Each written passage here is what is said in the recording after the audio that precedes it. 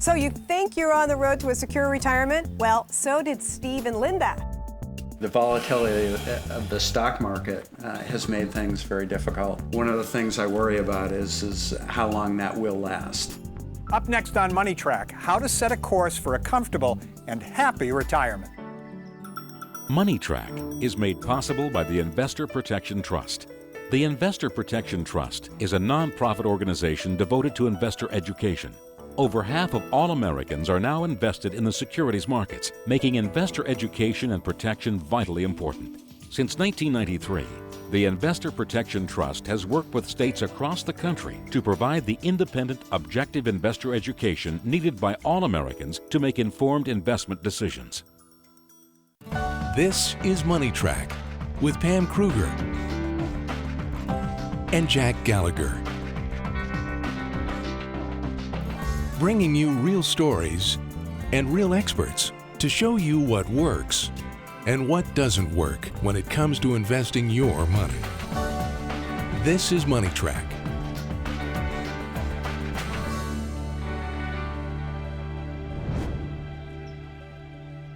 Hi, everybody. Welcome to Money Track. I'm Pam Kruger. And I'm Jack Gallagher, and yes, we're that TV show about money and investing that just happens to have a dog on the show who sort of wanders in and out of all of our shots. Remind me again why she's here. Because the show's about real people, That's and right. real people have dogs. Instead of coming from Wall Street, our approach to investing comes from your street. Because when it's all said and done, isn't it really just about lifestyle? Very true. And maintaining a nice lifestyle, especially into retirement, which is a great segue because your retirement is our topic today. Now, Jack and I are standing on the deck of what's considered one of the most expensive waterfront properties any place in the world. These are multi-million-dollar views of the San Francisco Bay, the Golden Gate Bridge, and yes, real people actually live inside that house. I saw them in there. Did you? Yes. Imagine being retired and calling this home. I mean, that would be amazing. There are lots of beautiful places where you could live out what you hope are going to be your incredibly pleasant leisure years. The Bay Area is just one. Now, if you watch us on a regular basis, you know that we like to feature real people who are representative of most of America. Maybe they earn $40,000, $50,000 a year because we figure, hey, if you live in one of these places, you have already made it. But recently, we ran across a very well-off couple who live in another gorgeous spot on the other coast. And let me tell you, they make a lot of money. Yes, and we want to share their story because of what we can learn from this couple as they edge closer to retirement. Plus, to be honest with you, we're just nosy. Our Money Track correspondent, N. Walton, is going to introduce us to Steve and Linda. You're going to get to know them a little bit, and then we're going to come back and talk about them. A little gossip about Steve and Linda. You like that.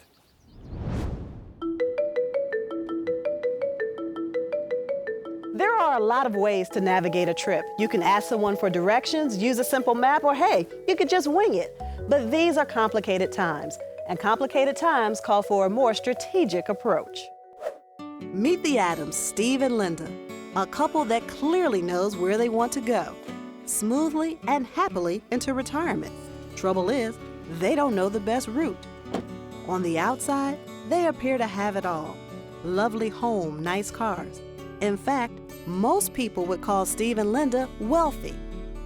But behind that front door, what you see on the outside isn't necessarily reality.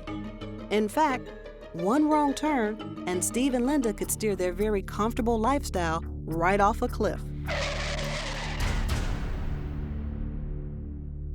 So Money Track came to their beautiful home in Cape Cod to help them navigate their way. Hi, Linda and Steve. How are you? Nice to see you. Hi. How are you? Good. Good. Well, I'm 58 years old, having an interesting time at this part of my life.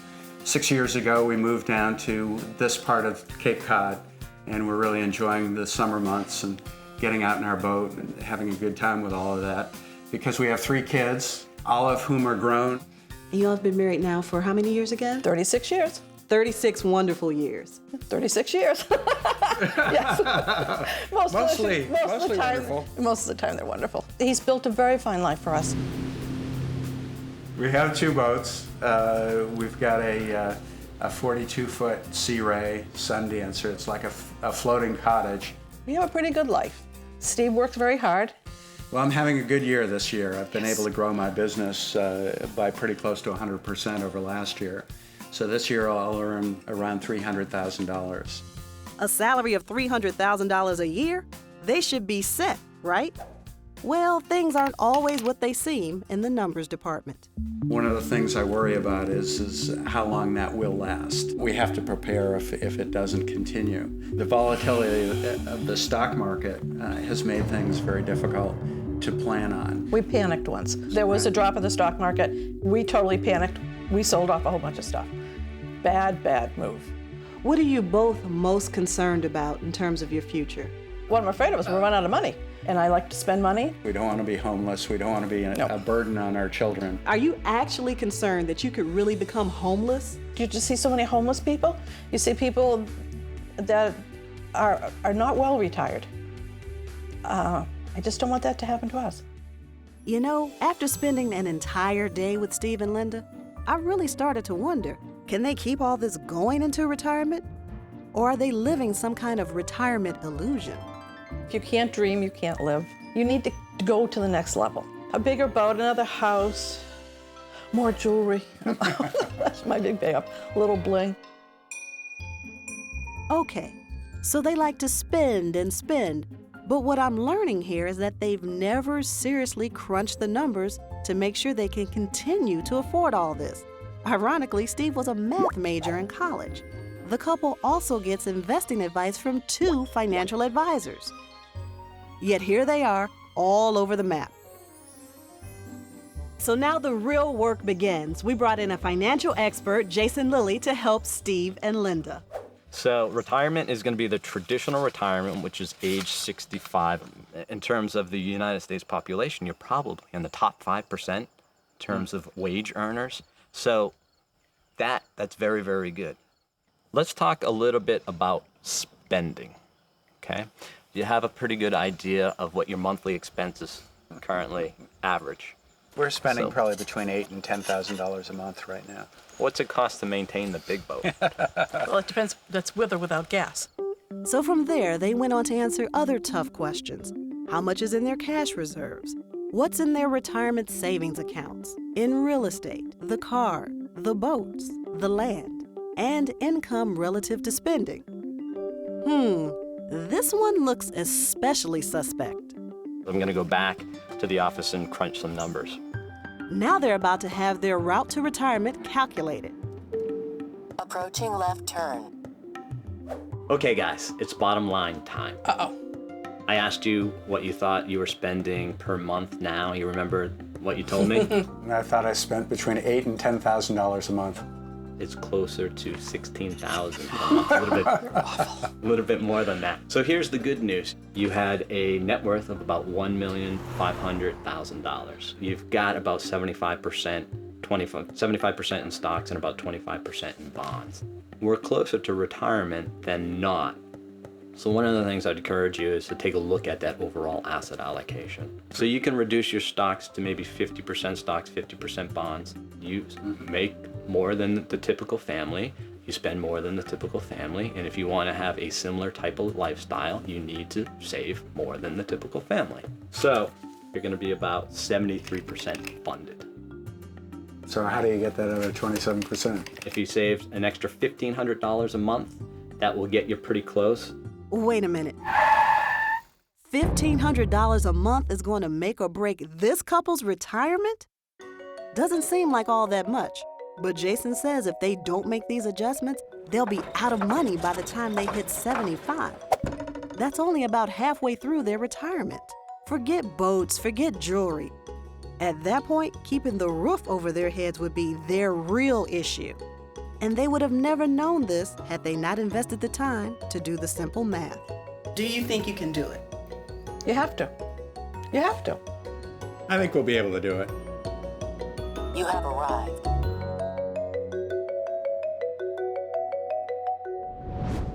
You know, Pam, I have a good feeling about these two. I actually think they'll do it. Half the battle is already won because now they know actually where they stand. Plus, now they realize there's a sort of a spending speeding limit that they have to obey. Now, I met Steve and Linda.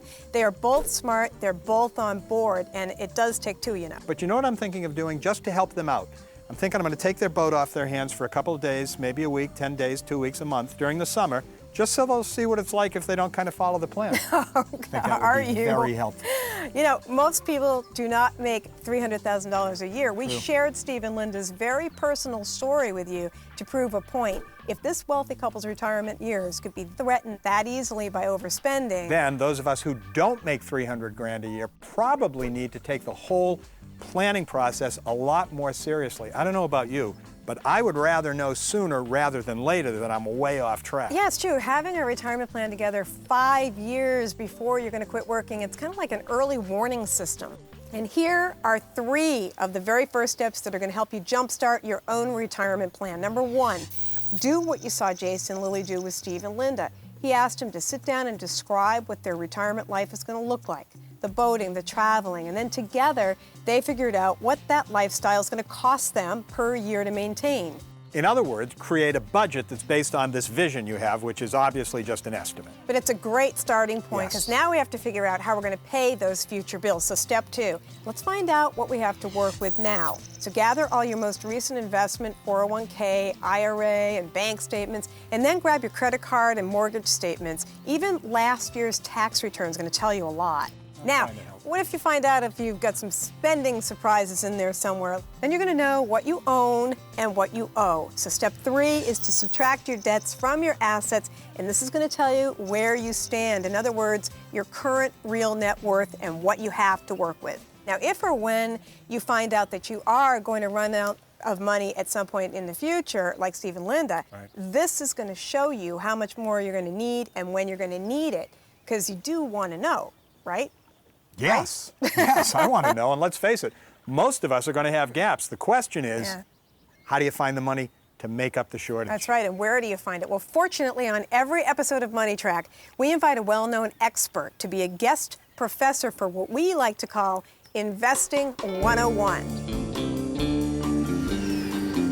Today, author and retirement expert Jonathan Pond is with us. He wrote the book. In fact, he wrote several books on the process of retirement planning and how to make sure you don't run out of money.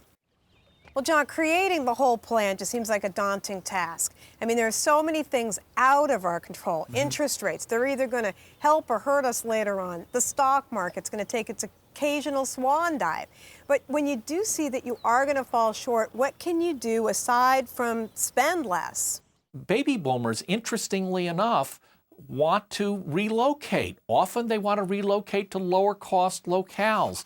Anybody who lives on either coast, the Northeast or the West Coast, moving to the Sun Belt can reduce your living expenses by up to 40%. So things we can do to generate money for retirement are trim the spending before you retire, like Steve and Linda, and up the savings, maybe consider downsizing to a smaller house in a less expensive community later on. Now, John, what about just postponing retirement? Now, that's an excellent question. Say, instead of retiring at 62, what if someone, say, like Pam here, works until she's 65 or even longer? How's that going to help her financially?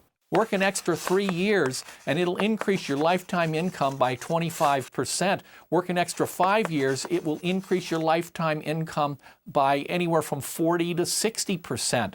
By delaying retirement by 6 years, her lifetime income is increased by 84%. Okay, so now I need the math lesson. Can you walk us through that last one? Well, 2 things. 6 more years, more contributions, more opportunity for the money to grow rather than start to withdraw the money. See? Now, aren't you glad I asked for you? Don't look at me. I'm hoping to retire in another 47 years when I'm 80.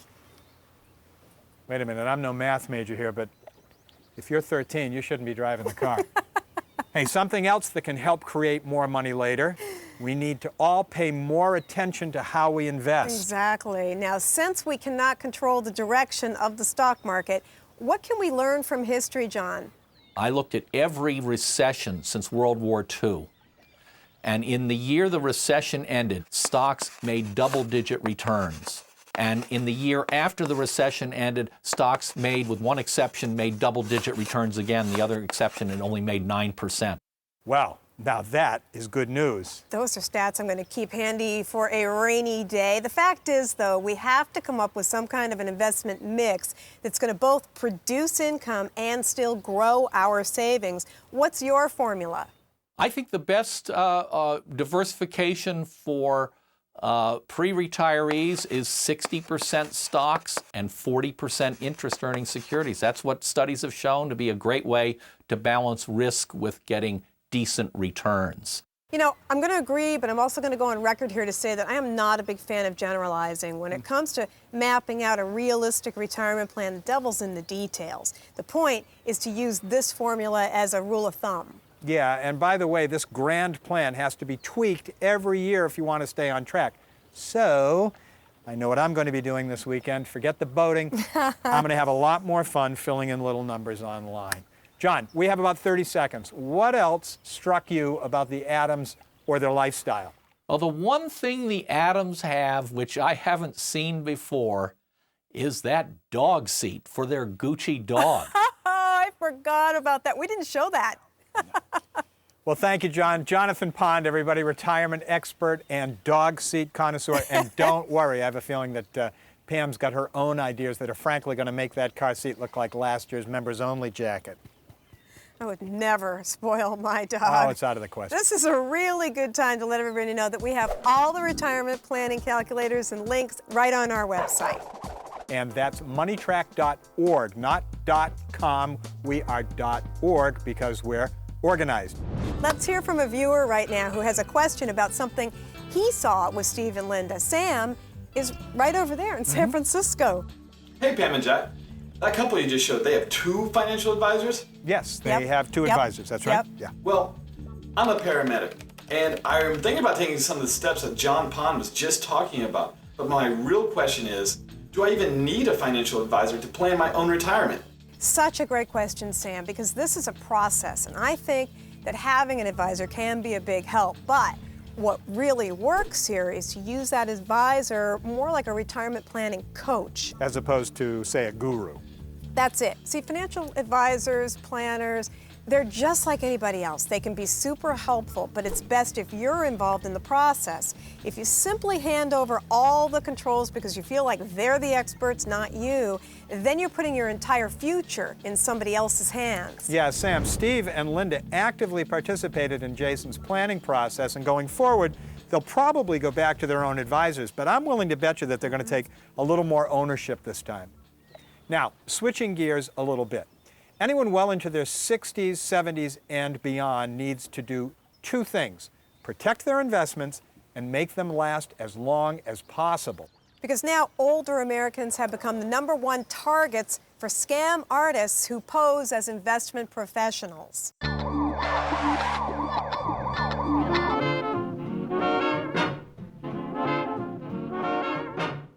When Joan Dubois relocated to Florida to build her dream house, she looked forward to a well-earned and well-funded retirement. I like living in Sarasota. It's a great place. Now 82 years old, Joan had lived and worked in Michigan for 40 years as an office manager for an interior design firm. I had finished just sweeping up the snow, and when I saw how the weather was here, I thought, I'm going to move. Joan had tucked away all the money she'd ever need to retire comfortably. She was confident in her secured investments, and Joan always did her homework and kept careful track of her money.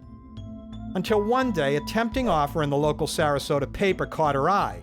The ad promised low-risk, high returns from an investment company called AmeriFirst. The ads were in the paper every day. They were giving a very good return on the money. Joan knew it all sounded too good to be true, but she had to see for herself. So she called and made an appointment with AmeriFirst. She visited their posh offices and met with slick-talking representative Vince Bazemore. He said all the right things, and his so-called financial savvy gave Joan the confidence she needed to invest more than $50,000. He convinced me absolutely that it never for a moment did I think that there was any fraud here. He thoroughly convinced me. He had a beautiful office, had his pictures of his kids around the office. It was very nice. I was very impressed with the whole thing. He was just utterly charming. The deception rippled throughout Florida communities, packed with retirees and snowbirds looking to live out their retirement dreams. Sadly, a lot of them took the bait. Detective Jack Carter investigates these scams and their masterminds every day. These are individuals who have sociopathic personalities. They're very charismatic. They could sell ice cubes to an Eskimo. They lull them in, they introduce them to one scheme where they take an initial investment, and then they'll come back and get the rest. But the scheme began to unravel. Sarasota Herald-Times reporter Tom Bales was tipped off when several people began to call about their troubles with AmeriFirst. It starts with a phone call to the newsroom. And then there's 2 calls, and there's 3 calls, and then all of a sudden you realize there's something going on out there. Joan, too, became suspicious. I read it in the Sarasota Herald Tribune. My husband saw it first of all, and so both of us, we went down to see Mr. Bazemore. And he assured me that we had nothing to worry about. It turns out Joan wasn't the only victim. State and federal investigators estimate that approximately 380 unsuspecting Florida investors, mostly elderly, was scammed out of at least $35 million. And remember when we said AmeriFirst was an investment company? It turns out they're not even close. AmeriFirst claimed to be protected by the FDIC. That's false. They also claim to be backed by Lloyd's of London. That's not true either. AmeriFirst even went so far as to set up offices inside a bank building so it would appear as if they were somehow affiliated. These gentlemen were extremely creative. I've covered a lot of these stories, and few were more complex. How they hid the money, how they moved the money, who saved the money. The scammers were scamming other scammers. So, what about the $35 million? Well, Bazemore and his cronies treated themselves to fancy cars, boats, and beachfront property, all bought with the money they scammed from people. It comes down to robbing Peter to pay Paul. AmeriFirst recruited new customers and used that money to pay current clients their dividend checks, which appeared to be a return on investment. But they also advised clients to reinvest those dividends back into AmeriFirst. And for the first, I think it was 10 months, I received my interest every month. Of course, when everything started falling apart and the federal regulators seized those bank accounts, and of course the checks stopped. I didn't get my check for August, and I didn't get it for September, so I knew there was something wrong. As is usually the case in a Ponzi scheme like this one, the AmeriFirst executives just disappeared overnight. Bazemore fled to Texas, where he was later apprehended by the Securities Exchange Commission. In the end, hundreds of fraud victims lost everything. Joan admits that her lifestyle has changed significantly from the ordeal, but she has weathered the storm, even though she learned a difficult lesson. I just won't let it happen again, I promise. Now again, Joan Dubois is one smart woman. If this could happen to her, it could happen to anybody, you or even your parents. Okay, what's going on over here? You two look pretty comfortable. Resting up for the big finish, Pam. Lots of people are closing in on retirement. They've reached a certain age. You know that age, Jack? Retirement age. What are you saying? Jack? I'm fine. Might need a little help getting out of the chair later on. Now, Pam has a habit of checking in with celebrities to find out what celebrities are doing. Charo has been on her mind. That's because she's hit that certain age. Take a look. Look at her go. How about that? Oh, is that fun? Look at her. That's all I'm saying. There's my girl. Very impressive. All right, well, it is that time. The end of every Money Track episode where we recap what we've learned. So, show me a checklist. Number 1, we learned from watching Steve and Linda that retirement planning is a very important process. And if you're going to have 2 financial planners on staff, make sure you check in every now and then with at least one of them. Number 2, you can't predict your future. Your retirement plan is going to have to be based on the most realistic estimates you can come up with. So the more details you have now to plug in, the more accurate your plan is going to be. And lots of things are out of your control, but one thing you can control is your response to any offer that involves investing your money. The best way to check out any investment pitch is through your state securities regulator's office. We have the links right on our website, as well as great tips for finding financial advisors. Well, that's our show for today, and we really want to wish Steve, Linda, and Joan the very best going forward. And we want to thank them for sharing their stories with all of us. Absolutely. Chloe looks like she's ready for a walk. And Jack looks like he's ready for a boat ride. Jack Maybe. would like that. That's our show. Bye, everybody. You want to go? Yes. Do you need some help getting up? I do. You do? Well, I want to. Chilly now, though. Look, I told you people lived here. We really live here. I know it. Don't you want to go for a boat ride? Yes. Step 2. Let's find out what we have. Hang on for a second. I think my ride's here.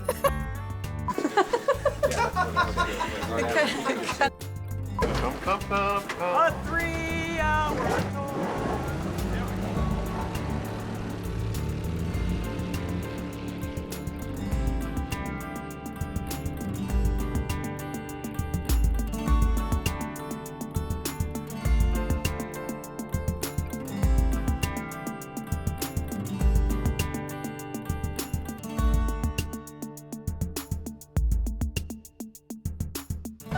The MoneyTrack series is available on home video. Individual DVDs are $24.95 each plus shipping and handling. Please designate which volume when ordering. The entire DVD set is $54.95 plus shipping and handling. The companion book, The MoneyTrack Method, The Real Person's Guide to Successful Investing, is available for $24.95 plus shipping and handling. To order, please visit the website at www.moneytrack.org or call 1-800-937-5387. MoneyTrack is made possible by the Investor Protection Trust. The Investor Protection Trust is a nonprofit organization devoted to investor education. Over half of all Americans are now invested in the securities markets, making investor education and protection vitally important. Since 1993, the Investor Protection Trust has worked with states across the country to provide the independent, objective investor education needed by all Americans to make informed investment decisions.